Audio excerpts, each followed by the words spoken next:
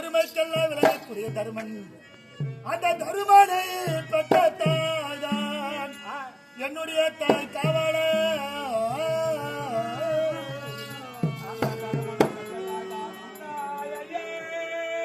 வருகிறது பகைவர்களே, கதை கொண்டு அமலாவத்தை வாய்ப்படி இதுதான் காண்பித்துக் கொண்டிருக்கிறார். அந்த பெருமானை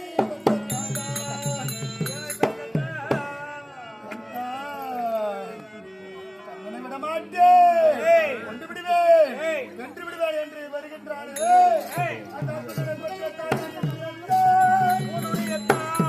இல்லை இல்லை இல்லை, என் தாய் தான் அவர்களுக்கு தாய்.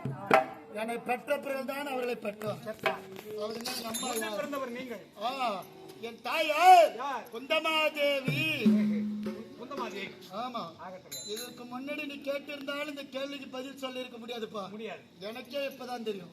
எப்பொழுது பாண்டவருக்கு இட்ட கட்டளை பிரகாரம் 13 கழித்து நாடு கேட்க வந்தார் கண்ணன். கண்ணன் தூது வந்த பிறகு என் தாய் குந்தி தேவி சந்தித்து என் தாய் குந்தி தேவி என்னிடத்தில் சொல்ல அது பிறகு தெரியும். அப்ப நான் பிறந்த வரலாறு 4 பேர். சூரிய பகவான், என் தாய் குந்தி, ஆண்டவனாகிய கண்ணன், எனக்கு தெரியும்.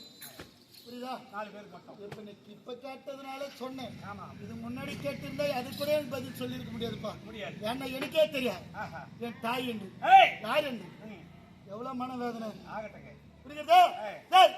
வாரி வாரி கொடுத்தே எல்லாருக்கும் ஒருத்தர் பெருமை கிடையாது. பொன்னுலகத்தை வாழக்கூடிய தேவேந்திரனுக்கு கொடுத்தம்பா, அதுதான் மிகப்பெரிய சிறப்பு. மிகப்பெரிய சிறப்பு. கண்ணன் தூது வந்தான், யுத்தத்திற்கு கைத்தட்டினார். கண்ணன் மார்பிலாருக்கு கவச குண்டலம் இருக்க வரையில கண்ணனை ஒருத்தர் ஜெயம் பெற முடியாது. அடே இந்திரா, உன் பிள்ளை அர்ஜுனன் உயிர் பிழைக்க வேண்டும் என்றால் கண்ணனுடைய கவச குண்டலத்தை தானமாக பெற்று வர வேண்டும். அப்படின்னா நீ பிராமணனா போய் கவர்ந்துக்குவா அப்படின்னு சொல்லிட்டா.